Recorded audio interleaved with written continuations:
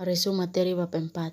Bagaimana nilai dan moral konstitusional Undang-Undang Dasar NRI tahun 1945 dan konstitusionalitas ketentuan perundang-undangan di bawah Undang-Undang Dasar oleh Nama Loran Celiunokas NIM 1.02 2021-0049. A. Menelusuri konsep dan urgensi konstitusi dalam kehidupan berbangsa negara. Konstitusi dalam seperangkat aturan atau hukum yang berisi ketentuan tentang bagaimana pemerintah diatur dan dijalankan. Oleh karena aturan atau hukum yang terdapat dalam konstitusi itu mengatur hal-hal yang amat mendasar dari suatu negara, maka konstitusi dikatakan pula sebagai hukum dasar yang dijadikan pegangan dalam penyelenggaraan suatu negara. Istilah konstitusi dikenal dalam sejumlah bahasa, misalnya dalam bahasa Prancis dikenal dengan istilah constitutier. Dalam bahasa Latin atau Italia digunakan istilah constitutio. Dalam bahasa Inggris digunakan istilah constitution. Dalam bahasa Belanda digunakan istilah constitutie. Dalam bahasa Jerman dikenal dengan istilah Verfassung. Sedangkan dalam bahasa Arab digunakan istilah Mayrutia. Constitutier bahasa Prancis berarti membentuk, pembentukan. Yang dimaksud dengan membentuk di sini adalah membentuk suatu negara. Menurut Lord James Briscia, konstitusi adalah suatu kerangka negara yang diorganisasikan melalui dan dengan hukum yang menetapkan lembaga-lembaga yang tetap dengan mengakui fungsi-fungsi dan hak-haknya. Menurut C.F. Strong, konstitusi itu merupakan satu kumpulan asas-asas mengenai kekuasaan pemerintah, hak-hak yang diperintah dan hubungan antara keduanya, pemerintah dan yang diperintah dalam konteks hak-hak asasi manusia. Pendek kata bahwa konstitusi itu menurut pandangannya merupakan kerangka negara yang diorganisasikan melalui dan dengan hukum yang menetapkan lembaga-lembaga yang tetap atau permanen dan yang menetapkan fungsi-fungsi dan hak-hak dari lembaga-lembaga permanen tersebut. Fungsi konstitusi. Konstitusi berfungsi sebagai landasan konstitusionalisme. Landasan konstitusionalisme adalah landasan berdasarkan konstitusi, baik konstitusi dalam arti luas maupun konstitusi dalam arti sempit. Konstitusi dalam arti luas meliputi undang-undang dasar, undang-undang organik, peraturan perundang-undangan lain, dan konvensi. Konstitusi dalam arti sempit berupa undang-undang dasar. Konstitusi berfungsi untuk membatasi kekuasaan pemerintahan sedemikian rupa sehingga penyelenggaraan kekuasaan tidak bersifat sewenang-wenang. Dengan demikian diharapkan hak-hak warga negara akan lebih terlindungi. Gagasan ini dinamakan konstitusionalisme, yang dijelaskan sebagai gagasan bahwa pemerintahan merupakan suatu kumpulan kegiatan yang diselenggarakan oleh dan atas nama rakyat, tetapi yang dikenakan beberapa pembatasan yang diharapkan akan menjamin bahwa kekuasaan yang diperlukan untuk pemerintahan itu tidak disalahgunakan oleh mereka yang mendapat tugas untuk memerintah. Konstitusi berfungsi membatasi atau mengendalikan kekuasaan penguasaan agar dalam menjalankan kekuasaannya tidak sewenang-wenang terhadap rakyat, memberi suatu rangka dasar hukum bagi perubahan masyarakat yang dicita-citakan. Tahap berikutnya dijadikan landasan penyelenggaraan negara menurut suatu sistem ketatanegaraan tertentu yang dijunjung tinggi oleh semua warga negara, menjamin hak-hak asasi warga negara. B. Perlunya konstitusi dalam kehidupan berbangsa negara Indonesia. seperangkat aturan atau hukum yang berisi ketentuan tentang bagaimana pemerintahan diatur dan dijalankan. Oleh karena aturan atau hukum yang terdapat dalam konstitusi itu mengatur hal-hal yang amat mendasar dari suatu negara, maka konstitusi dikatakan pula sebagai hukum dasar yang dijadikan pegangan dalam penyelenggaraan suatu negara. C. Menggali sumber historis, sosiologis, dan politik tentang konstitusi dalam kehidupan berbangsa negara Indonesia. Menurut Hobbes, manusia pada status naturalis bagaikan serigala hingga timbul adagium homo homini lupus menis avoltu veloman. Artinya yang kuat mengalahkan yang lemah. Lalu timbul pandangan belum omnum contra omnes. Perang semua lawan semua. Hidup dalam suasana demikian pada akhirnya menyadarkan manusia untuk membuat perjanjian antara sesama manusia yang dikenal dengan istilah factum omnibus. Selanjutnya timbul perjanjian rakyat menyerahkan kekuasaannya kepada penguasa untuk menjaga perjanjian rakyat yang dikenal dengan istilah factum subjectionis. Sejarah tentang perjuangan dan penegakan hak-hak dasar manusia sebagai terumus dalam dokumen-dokumen di atas berujung pada penyusunan konstitusi negara. Konstitusi negara di satu sisi dimaksud untuk membatasi kekuasaan penyelenggaraan negara dan di sisi lain untuk menjamin hak-hak dasar warga negara. Seorang ahli konstitusi berkebangsaan Jepang, Naoki Kobayashi, berkemukakan bahwa Undang-Undang Dasar membatasi dan mengendalikan kekuasaan politik untuk menjamin hak-hak rakyat. Melalui fungsi ini, Undang-Undang Dasar dapat memberi sumbangan kepada perkembangan dan pembinaan tatanan politik yang demokratis. Konstitusi dapat berupa hukum dasar tertulis yang lazim disebut Undang-Undang Dasar dan dapat pula tidak tertulis.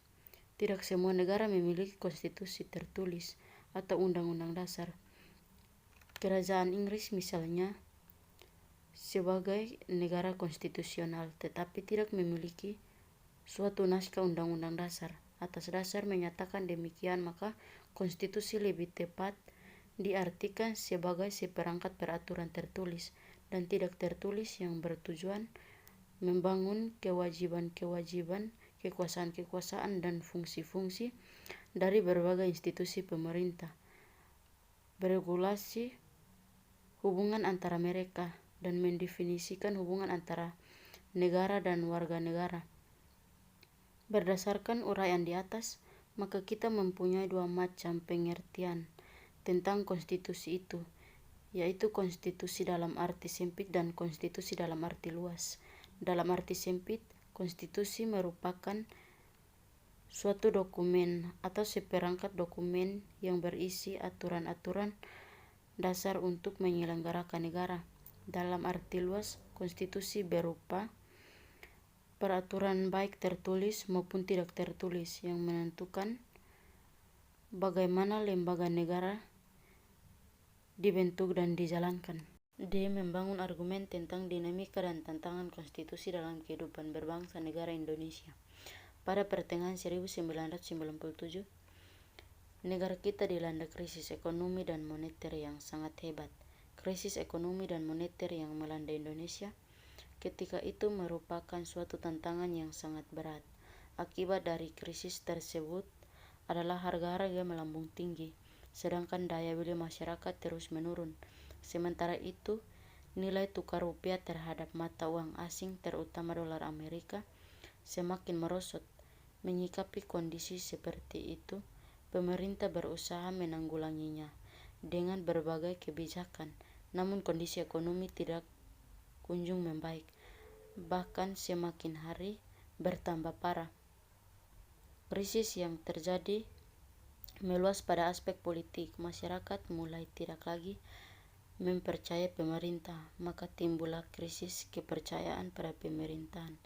Gelombang unjuk rasa secara besar-besaran terjadi di Jakarta dan di daerah-daerah. Unjuk rasa tersebut dimotori oleh mahasiswa, pemuda, dan berbagai komponen bangsa lainnya. Pemerintah sudah tidak mampu lagi mengendalikan keadaan, maka pada tanggal 21 Mei 1998 Presiden Soeharto menyatakan berhenti dari jabatannya. Berhentinya Presiden Soeharto menjadi awal era reformasi di tanah air. Pada awal era reformasi, pertengahan 1998 muncul berbagai tuntutan reformasi di masyarakat. Tuntutan tersebut disampaikan oleh berbagai komponen bangsa, terutama oleh mahasiswa dan pemuda. Beberapa tuntutan reformasi itu adalah mengamandemenkan Undang-Undang Dasar NRI 1945,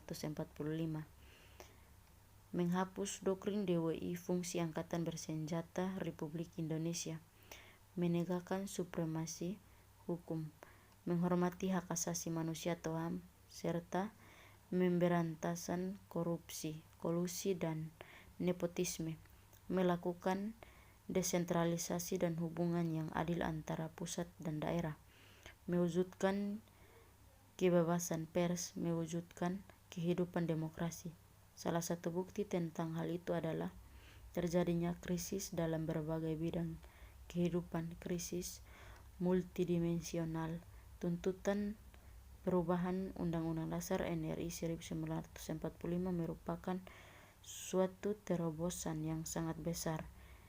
Dikatakan terobosan yang sangat besar karena pada era sebelumnya tidak dikehendaki adanya perubahan tersebut. Sikap politik pemerintah yang diperkuat oleh MPR berkehendak untuk tidak mengubah Undang-Undang NRI 1945. Berdasarkan hal itu, MPR hasil pemilu 1999 sesuai dengan kewenangannya yang diatur dalam pasal 37 Undang-Undang Dasar NRI 1945 melakukan perubahan secara bertahap dan sistematis dalam 4 kali perubahan, yakni perubahan pertama pada Sidang Umum MPR 1999, perubahan kedua pada Sidang Tahun MPR 2000, perubahan ketiga pada Sidang Tahun MPR 2001, perubahan keempat pada Sidang Tahun MPR 2002.